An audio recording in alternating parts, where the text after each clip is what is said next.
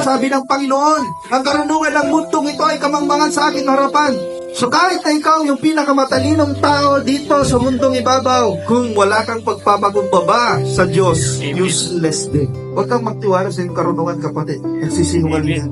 Magtiwala ka sa karunungan ng Diyos. Magtiwala ka sa katotohanan na nagmumula sa Diyos. At ang pangatlo mo, do not rely on your strength. Huwag kang magtiwala sa iyong kalakasan. Mapapalya yan.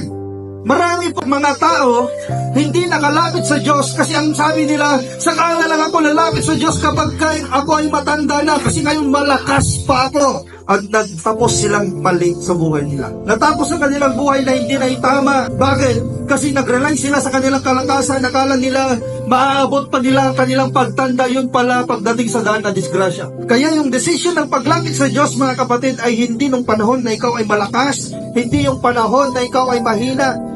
Kundi sa lahat ng pagkakataon, mahina ka man, malakas ka man, may sakit ka man, healthy ka man, sasamba ka pa rin sa Diyos. Amen. Amen po ba? Amen. Hallelujah. Hindi yung kapag ikaw ay may sakit, hindi ka naman nanalangin. Sasabihin mo, akala ko ba ikaw, Lord, ay nagpapagaling. Huwag ka nun. Kahit hindi ka gumaling sa iyong sakit, maniniwala ka pa rin dapat na ang Diyos ay nagpapagaling. Amen. Amen. Amen. Hindi kailangan ng Diyos ng patunay para maniwala ka. Amen. Maniwala ka at patutunayan niya sa iyo. Amen. Amen po ba? Amen.